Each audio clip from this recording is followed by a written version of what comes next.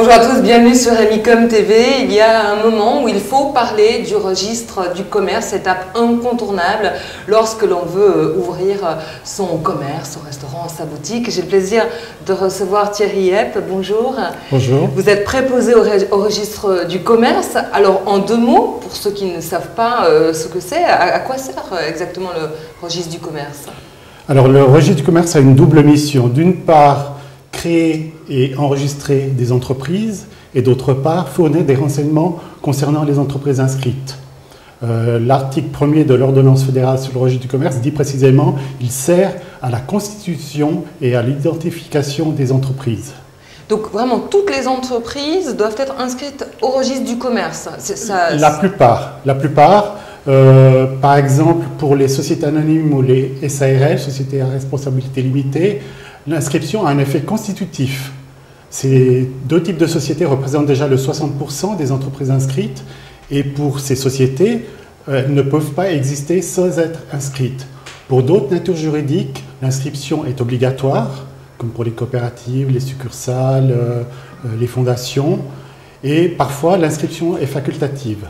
Pour les entreprises individuelles, par exemple, l'inscription n'est obligatoire qu'à partir d'un chiffre d'affaires supérieur à 100 000 francs. D'accord, mais lorsqu'on ne sait pas le chiffre d'affaires, c'est par rapport à son business plan, on doit imaginer... De toute façon, vous devez commencer pour pouvoir vous inscrire en tant qu'entreprise individuelle. Donc, vous commencez tranquillement et si vous réalisez ce chiffre d'affaires, vous devez vous inscrire. Mais vous avez le temps jusqu'à ce que vous ayez plus de renseignements à ce sujet. D'accord. Vous êtes présent dans tous les cantons, au registre de commerce. Est-ce qu'il y a des facilités pour s'inscrire peut-être par Internet aussi ? Alors, le registre de commerce, c'est prévu par le droit fédéral et chaque canton a un registre de commerce. Il y a même un canton qui en a 3, c'est le Valais, mais c'est une organisation laissée au canton, mais la loi que nous appliquons est à 99,9% fédérale. C'est du droit fédéral, du droit des sociétés. Ok, et il y a une possibilité de s'inscrire par Internet? Alors, c'est en projet, donc c'est dans les projets les plus proches. Je pense qu'à la fin de l'année, nous aurons une proposition. Je travaille actuellement avec le service de la promotion économique au niveau du guichet PME-PMI pour créateurs d'entreprises. Et nous avons bien avancé et on m'a dit que j'aurai déjà des tests à l'automne et ce sera certainement en production pour la fin de l'année. Mais ce sera uniquement pour les sociétés de personnes, c'est-à-dire les entreprises individuelles, les sociétés en non collectif et les sociétés en commandite. Pour les autres, c'est un peu plus compliqué car il faut passer chez un notaire pour constituer une SA ou une SARL. C'est une démarche de toute façon assez compliquée. Enfin, quand on n'y connaît rien et qu'on débarque dans cet administratif-là, est-ce qu'on est aidé? Est-ce que c'est facilement accessible? Alors, tout dépend un peu de la nature juridique justement de l'entreprise que vous avez choisie. Donc, si vous faites une société anonyme ou SARL, comme je viens de le dire, vous allez chez le notaire et c'est généralement lui qui vous explique tout, qui prépare les statuts, l'acte constitutif qui doit être notarié. Là, vous êtes pris en main par le notaire. Par contre, si vous êtes tout seul, vous voulez commencer tranquillement avec une entreprise individuelle, vous venez sans autre au registre du commerce avec une pièce d'identité et vous remplissez une formule d'une page et c'est pas compliqué, ça se fait en quelques minutes. Et ça a un coût? Ça coûte cette inscription? Hélas, oui. C'était par naïveté de ma part peut-être de poser cette question. Non. Donc il y a un travail, c'est prévu par l'ordonnance fédérale sur le tarif. Et puis pour l'entreprise individuelle, c'est 190 francs. 120 francs d'inscription, 60 francs de préparation du dossier, plus 10 francs pour légaliser la signature.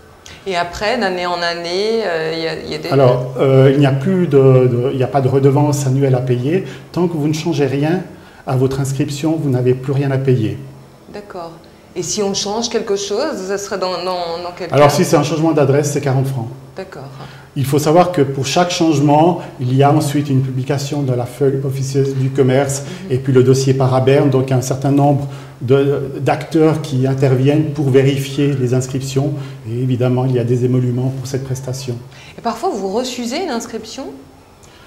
On refuse certains éléments. Effectivement, on doit vérifier que tous les éléments sont conformes au droit fédéral.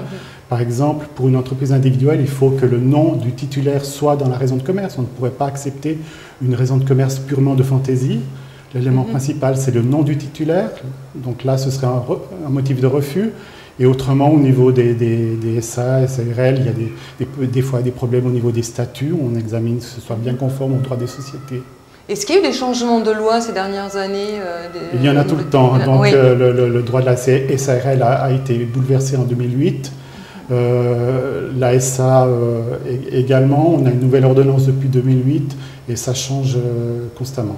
Est-ce que vous avez un dernier conseil à donner aux personnes qui voudraient se lancer dans l'aventure de l'indépendance et devra passer évidemment par vos services? On vient de parler des frais. Mon principal conseil, ce serait de faire attention au faux registre du commerce. Car il faut savoir que quand vous venez vous inscrire, je vous ai dit ça dure quelques minutes, mais ensuite il faut attendre que le dossier parte à Berne, que ce soit publié. Et dès que c'est publié, vous allez recevoir plein de factures. Et puis, ces factures indiqueront, concernent votre inscription. Sur cette facture seront imprimés les éléments qui viennent d'être publiés. Et puis, vous payez naïvement en vous disant, c'est encore quelque chose que je dois payer. Et pas du tout. Donc, une fois que vous avez payé les 190 francs qu'on a vus tout à l'heure, vous n'avez plus rien à payer tant que vous ne changez pas l'inscription. En fait, ce sont des maisons d'édition privées qui surveillent les inscriptions et qui proposent des annuaires privés, des publications, des annuaires téléphoniques, moyennant des redevances astronomiques de plusieurs centaines, voire de plusieurs milliers de francs, renouvelables tous les 3 ans. Et le fait de payer vaut acceptation. Donc ensuite, c'est très difficile de s'en défaire. Donc il y a un véritable marché d'escroquerie autour de ça, enfin rien n'est laissé... Alors on essaie constamment de mettre en garde. Moi j'avais fait un article qui est paru dans la FAO, à la une de la FAO en juillet 2008. Il y a le SECO qui distribue des petites brochures. Attention, l'arnaque à l'annuaire.